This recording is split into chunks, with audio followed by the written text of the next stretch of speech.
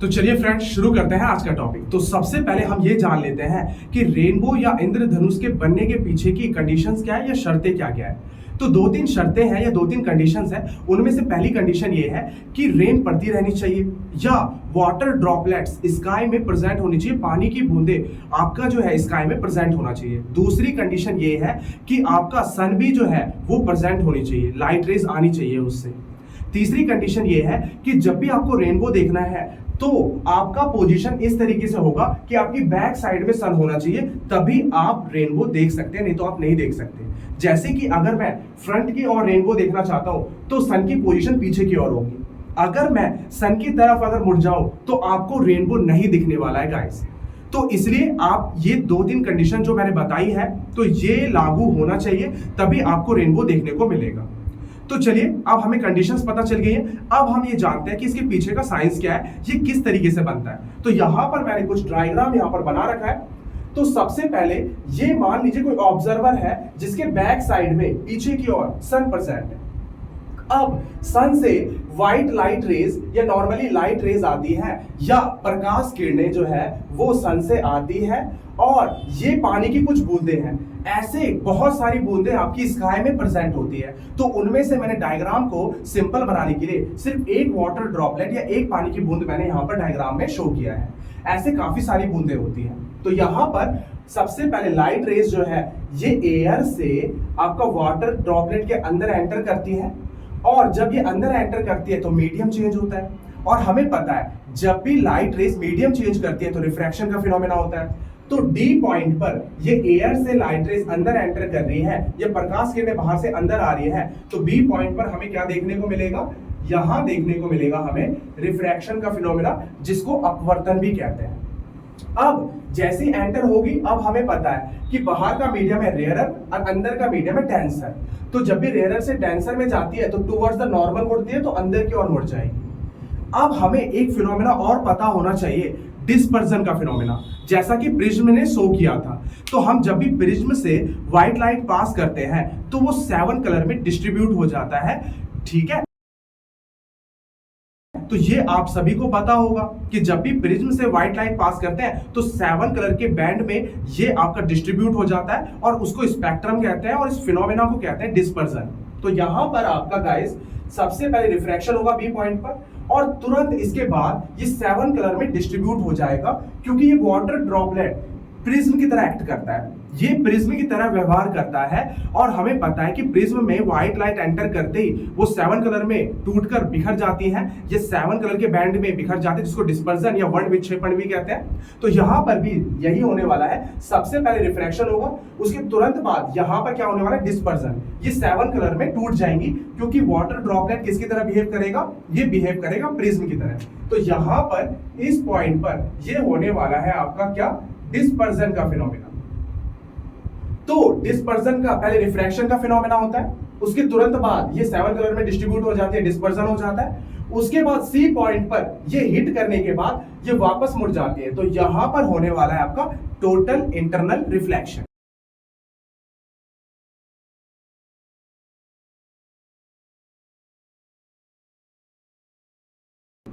तो आप में से ज्यादातर व्यूअर्स को पता होगा कि अगर लाइट रेज डेंसर मीडियम से रेयर मीडियम में एंटर कर रही हो और angle of incidence critical angle से अगर ज्यादा होता है तो ये टोटल इंटरनल रिफ्लेक्शन का फिनोमेना शो करती है। तो यहां पर ये सारी लाइट रेज जो है यहां पर हिट करने के बाद वापस ये बाहर निकलने के बजाय अंदर की ओर रिफ्लेक्ट कर गई है। तो यहां कौन सा फिनोमेना होता है, टोटल इंटरनल रिफ्लेक्शन। तो ये total internal reflection C point पर हो गया है। उसके जस्ट बाद ये जैसी सी पॉइंट से टोटल इंटरनल रिफ्लेक्शन होता है तो यहां से ये डेंसर मीडियम से रेयर मीडियम में आने वाली है। तो यहां पर फिर से रिफ्रैक्शन होता है और रिफ्रैक्शन होने के बाद ये सारी लाइट रेज आपके आईज में एंटर कर जाती है। तो यहां पर डी पॉइंट पर क्या फिनोमेना होने वाला है, यहां पर अगेन रिफ्रैक्शन का फिनोमेना होने वाला है। तो अब हमें यहां पर रेनबो दिख जाएगा। तो ये ऐसे वन सिंगल वाटर ड्रॉपलेट्स मैंने बनाई है, आकाश में ऐसे कई सारे वाटर ड्रॉपलेट्स होते हैं। तो यहां पर हमें ये पता चल गया है कि रेनबो के बनने का पीछे का साइंस क्या है। तो ये कई सारे स्टेप्स में होता है, तो मैं दोबारा रिपीट कर देता हूं। सबसे पहले क्या होता है, सबसे पहले लाइट रेज आती है और ये सन से जो लाइट रेज आती है वो आपका एयर से वाटर ड्रॉपलेट के अंदर, वाटर के अंदर एंटर कर रही है, तो यहां पर मीडियम चेंज हो रहा है, तो यहां होता है रिफ्रैक्शन। तो रिफ्रैक्शन में क्योंकि ये रेयर से डेंसर की तरफ जा रही है, टुवर्ड्स द नॉर्मल बैंड होती है, और रिफ्रैक्शन के जस्ट बाद क्या हो जाता है, डिस्पर्जन, जिससे 7 कलर में टूट जाती है।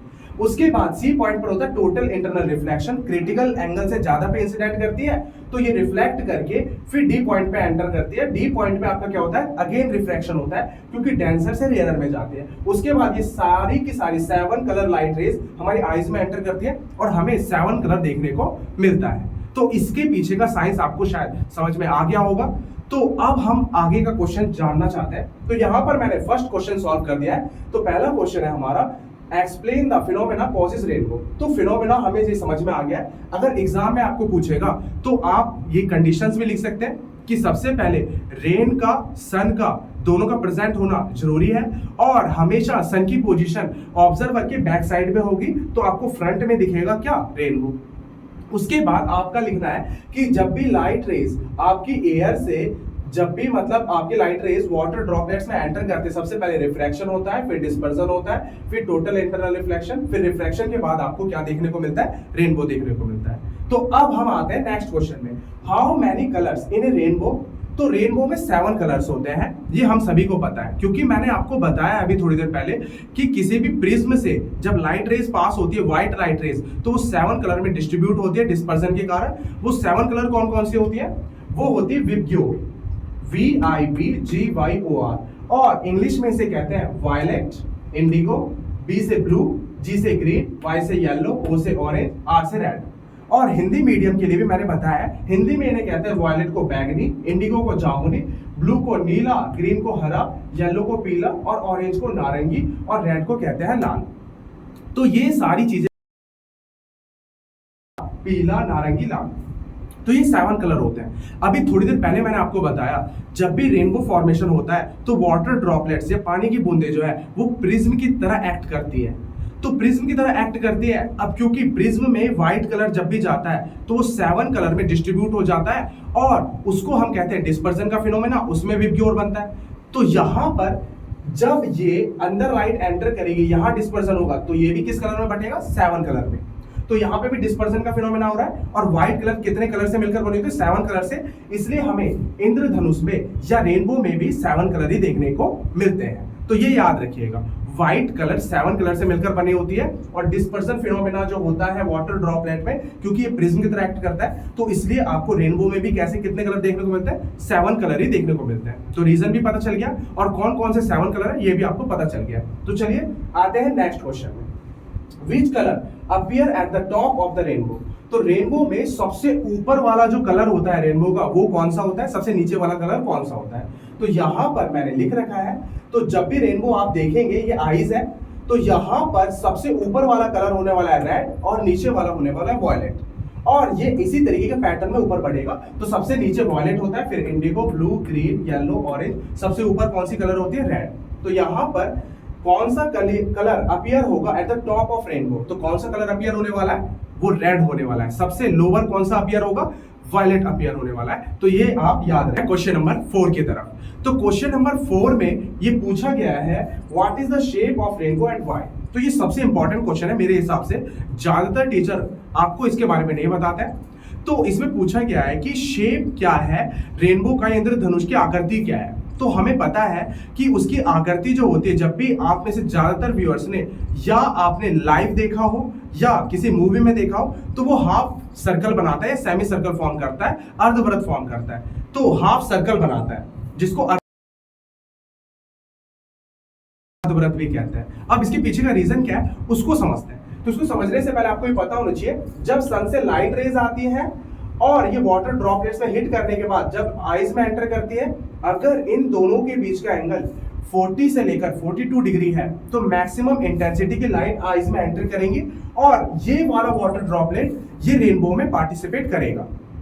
अगर कोई अदर, क्योंकि बहुत सारी वाटर ड्रॉपलेट्स होती है, तो जो भी वाटर ड्रॉपलेट्स में जो एंगल है 40 डिग्री से लेस हो गया या 42 डिग्री से मोर हो गया, तो वो कभी भी रेनबो में पार्टिसिपेट नहीं करेंगे। तो इसका मतलब है 3D स्पेस में जितने भी वाटर की ड्रॉपलेट्स है उनमें से सभी रेनबो में पार्टिसिपेट नहीं करती है, सिर्फ वही करती है जिसमें एंगल जो है वो आपका 40 से लेकर 42 डिग्री हो। अब हमारे माइंड में आएगा 3D स्पेस में उन सारे वाटर ड्रॉपलेट्स का लोकस क्या होने वाला है, क्योंकि काफी सारी बूंदे होंगी, काफी सारे वाटर ड्रॉपलेट्स होंगे। तो यहां पर मैंने इस डायग्राम से आपको समझाया है। तो यहां पर कोई ऑब्जर्वर है और ये सन की लाइट रेज इसके बैक साइड से आई और इस वाटर ड्रॉपलेट में हिट करने के बाद एंगल बन गया 42 डिग्री, 40 डिग्री भी बन सकता है। तो ये 42 डिग्री बन गया, तो ये रेनबो में पार्टिसिपेट करेगा। तो अदर और भी सारी वाटर ड्रॉपलेट्स होंगी, तो जब उनके लोकस को कनेक्ट करते हैं तो हमें मिलता है हाफ सर्कल या सेमी सर्कल, जैसे इस डायग्राम से दिखाया गया है। ये सारे स्पेस में यहाँ पे कई सारी वाटर ड्रॉपलेट्स है, ये भी है, ऐसे ही ऊपर भी होंगी, ये भी वाटर ड्रॉपलेट्स है, ये भी है।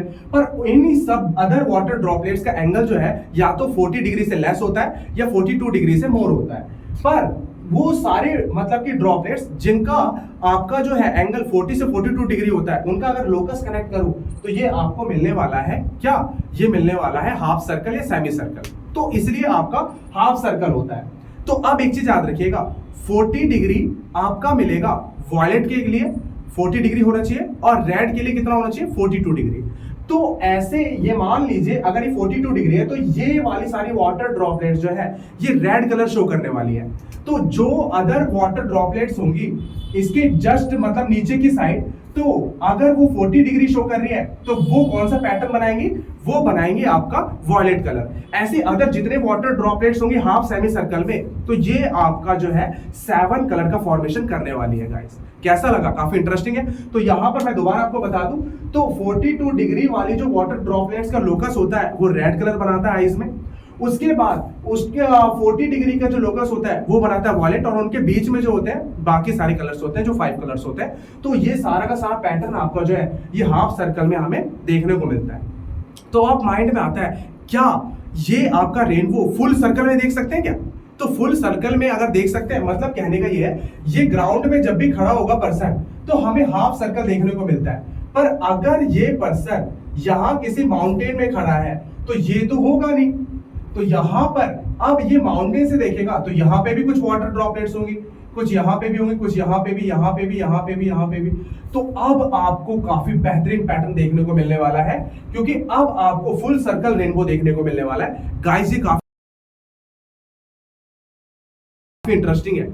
तो अगर आप काफी ज्यादा हाइट पर है उस टाइम पर अगर आप रेनबो देखोगे तो आपको फुल सर्कल दिखने वाला है, जैसे कि एरोप्लेन में या मैक्सिमम किसी माउंटेन में या बहुत ज्यादा ऊंची बिल्डिंग में, तो आपको फुल सर्कल का रेनबो देखने को मिलता है। क्योंकि हम जब ग्राउंड में खड़े होते हैं तो हमें सिर्फ हाफ ही देखने को मिलता है, क्योंकि अदर वाटर ड्रॉपलेट्स ग्राउंड के नीचे तो जा नहीं सकती, तो इसलिए हमें हाफ सर्कल देखने को मिलता है। पर अगर एटमोस्ट हाइट वाली डिस्टेंस पर हम खड़े हैं तो वहां पर हमें फुल सर्कल रेनबो देखने को मिलता है। क्या आपको पता था इसके बारे में?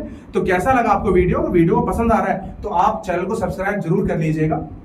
तो अब आते हैं नेक्स्ट क्वेश्चन में, what is the position of sun with respect to observer when a rainbow is formed. तो अगला क्वेश्चन पूछा गया सन की पोजीशन क्या होनी चाहिए। तो मैंने आपको स्टार्टिंग में बता दिया था कि जब भी हम किसी रेनबो को देखते हैं तो सन का पोजीशन बैकवर्ड साइड में होना चाहिए, बैक साइड में हमारे, ठीक है, बैक साइड में होना चाहिए। तो इसका जवाब है बैक साइड में। अब अगला क्वेश्चन है, why do two people standing in different places not see exactly the same rainbow। तो क्या आपको पता था ये चीज कि जितने भी पर्सन एक ही टाइम पर, मान लीजिए मैं हूं और मेरे बाकी सारे अदर फ्रेंड्स हैं और हम सब रेनबो को देख रहे हैं, तो मेरा रेनबो अलग होने वाला है, उसका रेनबो अलग होने वाला है, हर किसी का रेनबो अलग अलग होने वाला है। इसके पीछे का रीजन क्या है? इसके पीछे का रीजन ये है, ये 42 डिग्री, 40 से लेकर 42 डिग्री, क्योंकि जो मेरे वाटर ड्रॉपलेट्स है, जो मेरे आईज से 42 डिग्री बना रहे हैं, वो मेरे फ्रेंड से नहीं बना रहे होंगे, तो उसके वाटर ड्रॉपलेट्स अलग होने वाले हैं। तो यहाँ पर हर किसी का वाटर ड्रॉपलेट्स जो है, जो 42 डिग्री, 40 से 42 डिग्री बनाएगा, वो अलग अलग होगा, क्योंकि उनके रेफरेंस पोजीशन पर वो डिपेंड करेगा।